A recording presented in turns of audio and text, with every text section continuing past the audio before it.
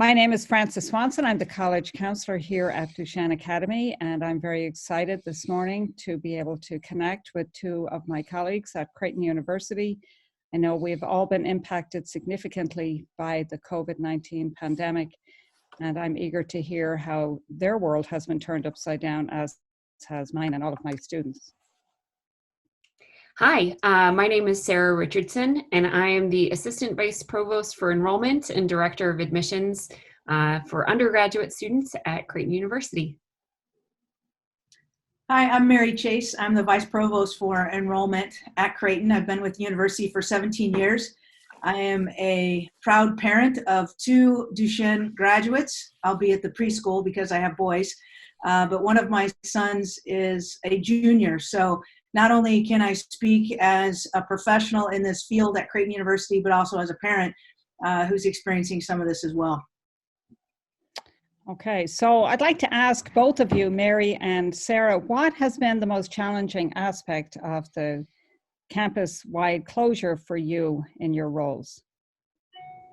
I'll take that. The hardest thing for me is not being around students, both prospective students as well as our current students. On the prospective student side, I got into this field because I got to celebrate prom, and I got to celebrate state championships, and I got to celebrate all the wonderful things that happen every year for high school juniors and seniors.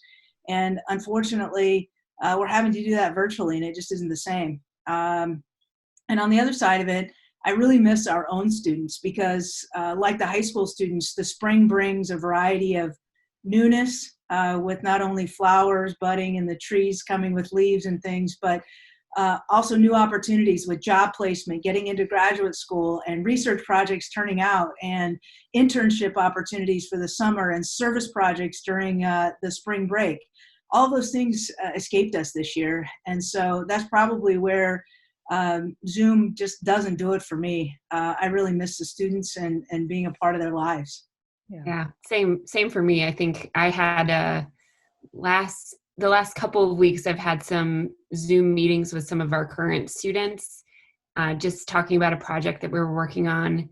And it was lovely to be able to connect with them in some way, but I miss just the random interactions and things that, because we have a lot of students that work in our office, but I love this time of year can be stressful as people are making their final decision, but it is such a time that's so full of life on our campus usually, whether it be that graduation is coming, commencement is down the road, or that we have all these admitted student days on campus and people making their decisions. And to be able to see students on our campus making connections that you know are going to last a lifetime, I miss that. Yeah, I agree. I think we all got into this profession for relationships, so it is hard. Yeah. Sarah, could you talk a little bit about how Creighton admissions specifically has responded to the pandemic, virtual, offerings, how the whole admission cycle is going? Yeah, well, it is challenging because we had to make the decision to leave campus right during students' spring break season. So the time when we are typically the very busiest with campus visitors is the time that we had to basically in a day turn our typical very personalized one-on-one visits into a virtual experience. And we did. I mean, it took more than a day because we had a weekend to work through. But from the day that we left campus, the very next day, we started offering virtual one-on-one appointments with students and their families. We have offered individually student-led campus tours, and then we've had 4 virtual admitted student days. We've offered virtual social hours for students only.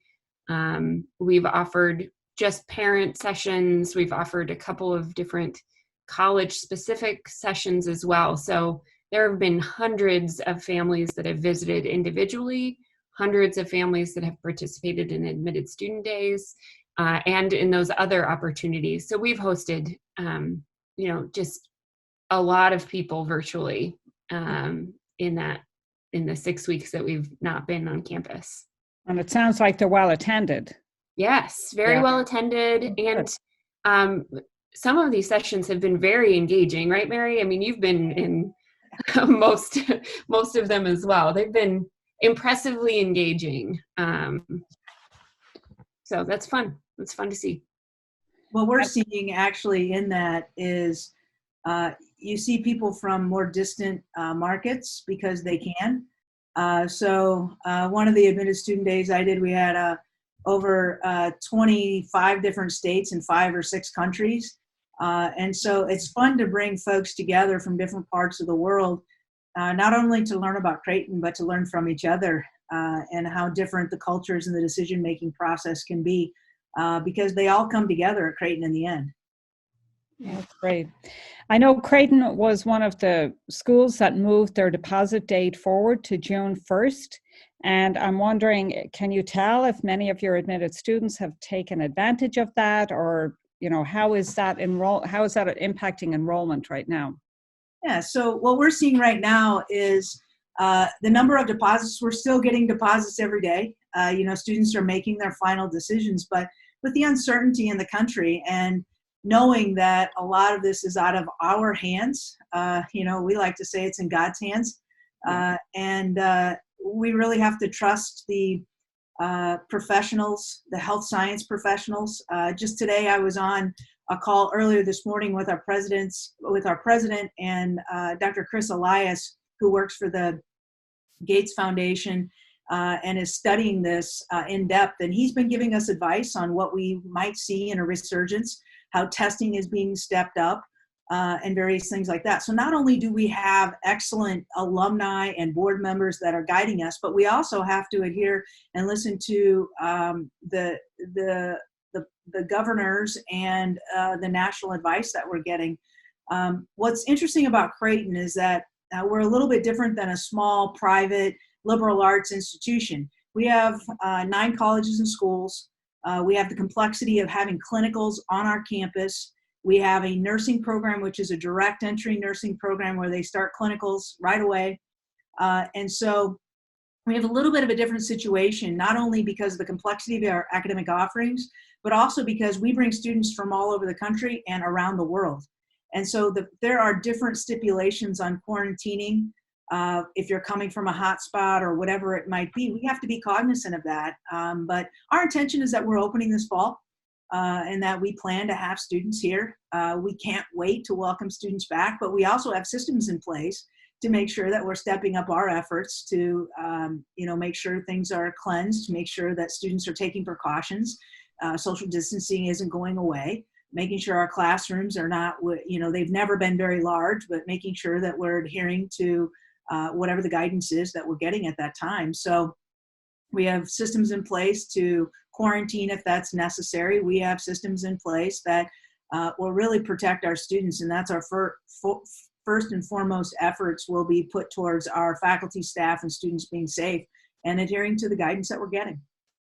Okay, thanks.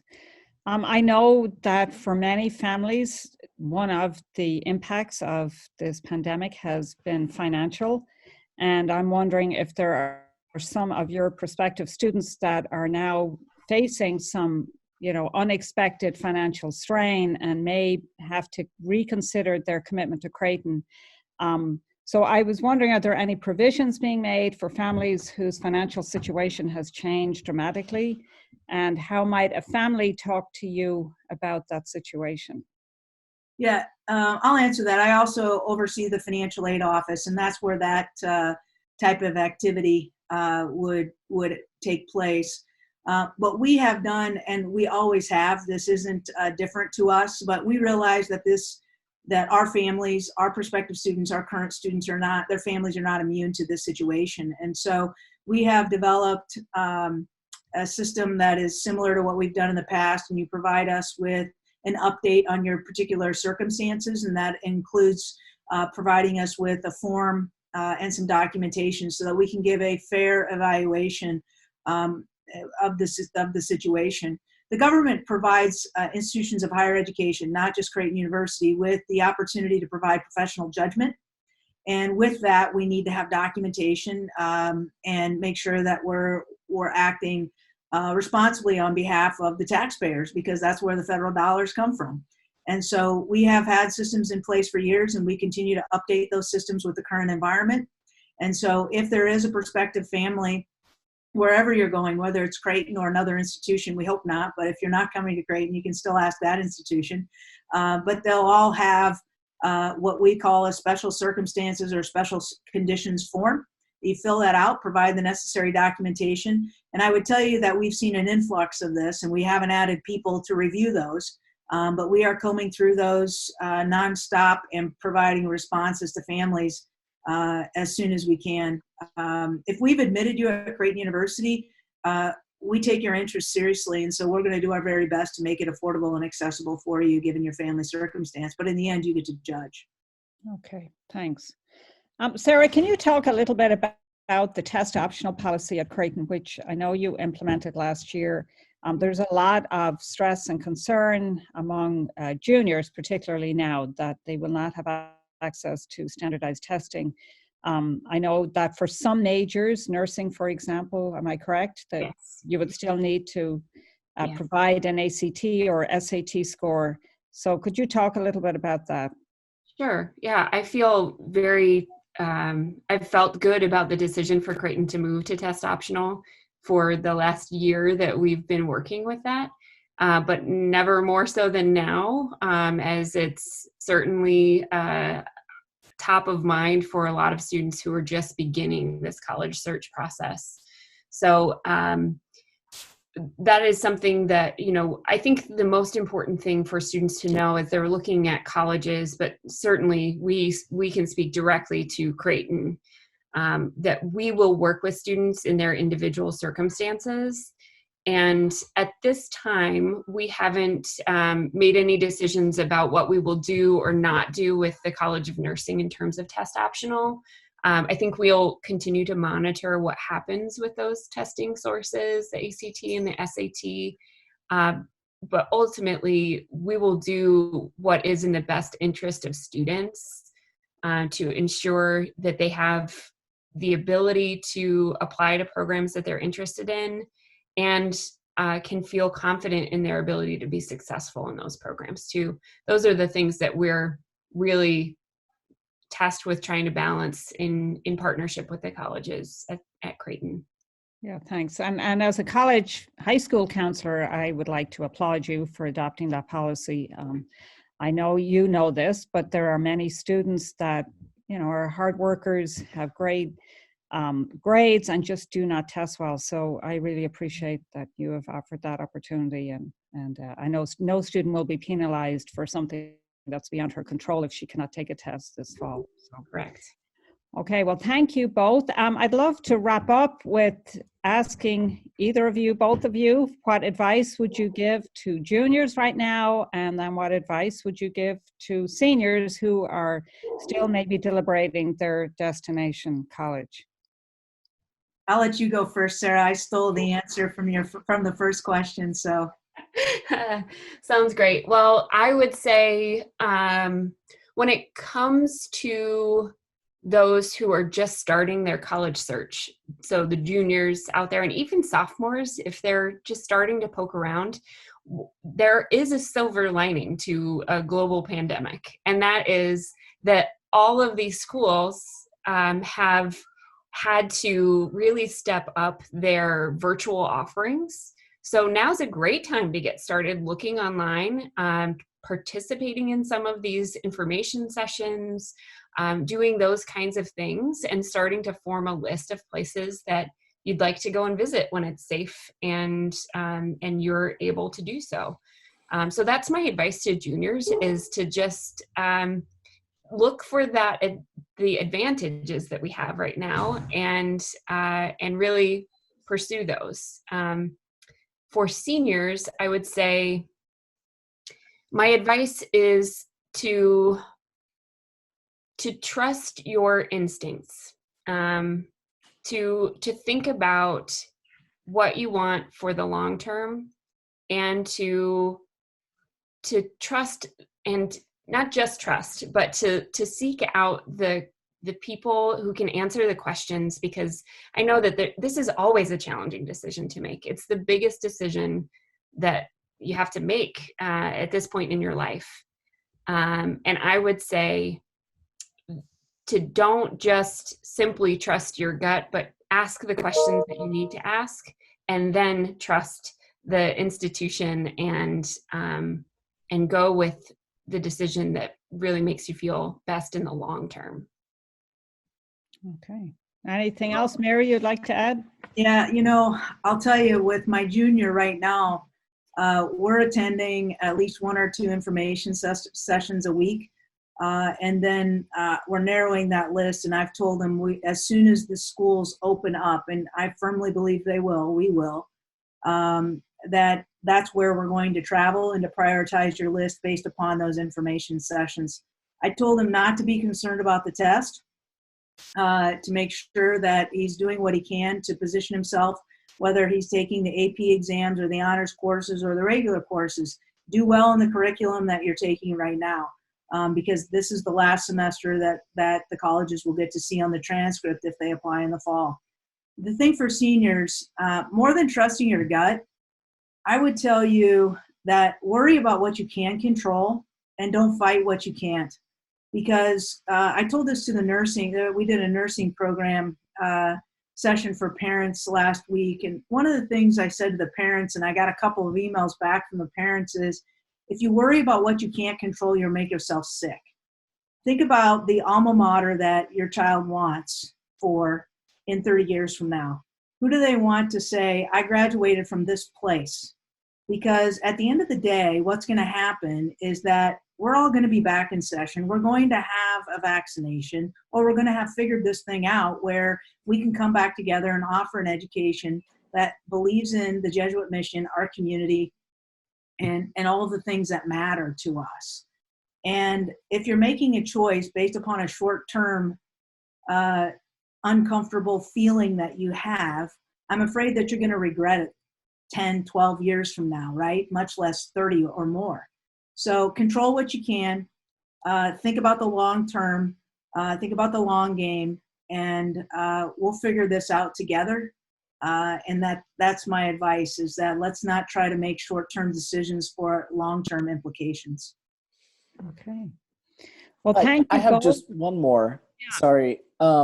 For seniors who have maybe committed to another school in California or Florida or Texas or New England, but now maybe their parents' financial situation has changed, or they're kind of anxious about going so far away these days, what should they know about the application and enrollment process if now they're sitting at the kitchen table and say, well, maybe we should talk about you going to Creighton?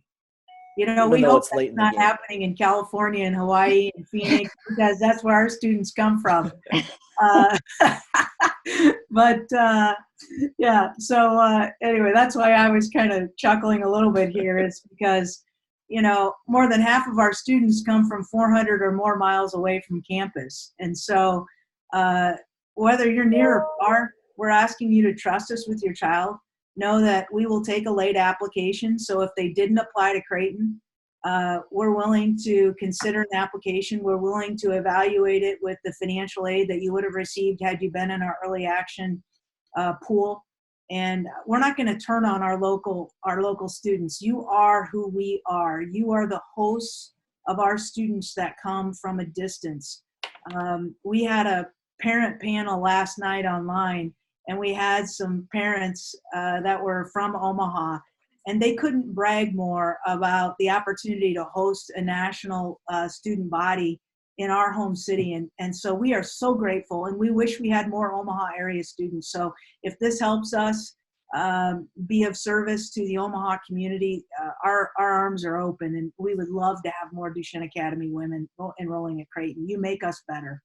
Yeah. And I would just say the opportunity is there if that becomes what is the best decision for that family overall. I think our advice doesn't change. Think about the long term and where you really want to graduate from. And I think Creighton is a place that you could be very, very proud of and very, very pleased with that decision in the long term. So we're here to have a conversation, even to help you to understand what that looks like, how that would work for your family. But we're also there to support you if you need to talk it through and determine, is that institution that you had been planning to go to the best decision in the long run too. So Great, thank you for that. Okay. All right, Kevin, are we ready to wrap up then? We are ready. Thanks, Frances. Yeah. Okay. Well, again, thank you, Sarah. Thank you, Mary. Our continued collaboration is a great source of professional development for me and our students here at Duchesne. I thank you for everything you do for us.